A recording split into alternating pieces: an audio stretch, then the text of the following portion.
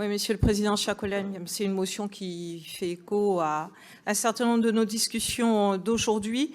Donc, pour la resituer de manière très globale, ne pas oublier que la première source d'émissions de gaz à effet de serre, ce sont les transports routiers qui atteignent 30%, bon, en France comme d'ailleurs au niveau mondial.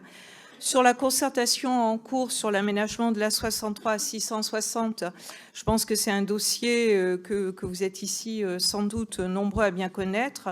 Bon, l'État propose une absence d'aménagement d'axe qui est proposé comme un scénario 1, un aménagement complet avec mise en concession qui fait en général l'unanimité contre lui, sauf si certains d'entre vous aujourd'hui veulent défendre le péage pour faire payer plus les usagers.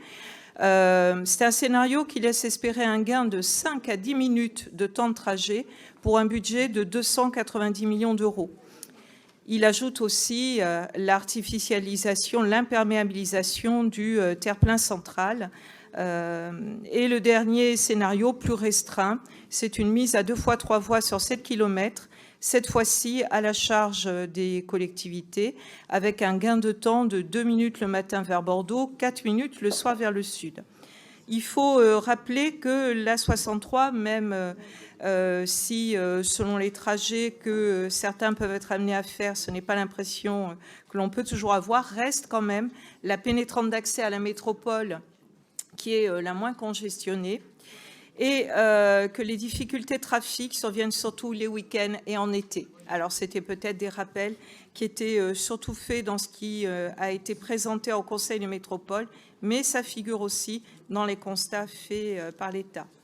Donc, dans ce que nous proposons, c'est bien sûr de refuser le scénario avec péage, mais de garder une modulation du péage pour les poids lourds. Il a été question des poids lourds en transit.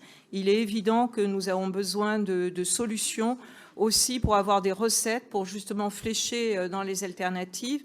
Et bien sûr, nous proposons de renforcer les moyens pour développer massivement le fret ferroviaire. Et nous rappelons à quel point il est nécessaire de s'opposer à toute nouvelle création de route parce que, in fine, ça joue toujours un rôle d'aspirateur à voiture et d'augmentation du trafic. Alors, c'est peut-être contre-intuitif, mais c'est vraiment le constat qui est fait, aussi parce que si on offre de nouveaux tuyaux, eh bien, ça fait un nouvel exutoire, soit pour un report du trafic commercial, du transit, soit pour les ménages qui vont choisir justement de nouveaux déplacements. Et donc, fatalement, on va retrouver un engorgement ensuite de la nouvelle capacité routière. Et puis, je le rappelle, nous avons une urgence qui est vraiment la réduction des émissions de gaz à effet de serre.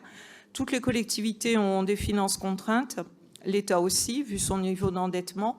Donc, mettons en priorité l'argent là où nous pouvons trouver les alternatives les plus efficaces, les alternatives à la voiture en solo. Donc, développons les transports en commun, l'intermodalité, le RER girondin, le fret ferroviaire, le péage pour les poids lourds, avec modulation. Bien, s'il n'y a pas d'intervention, nous passons au vote.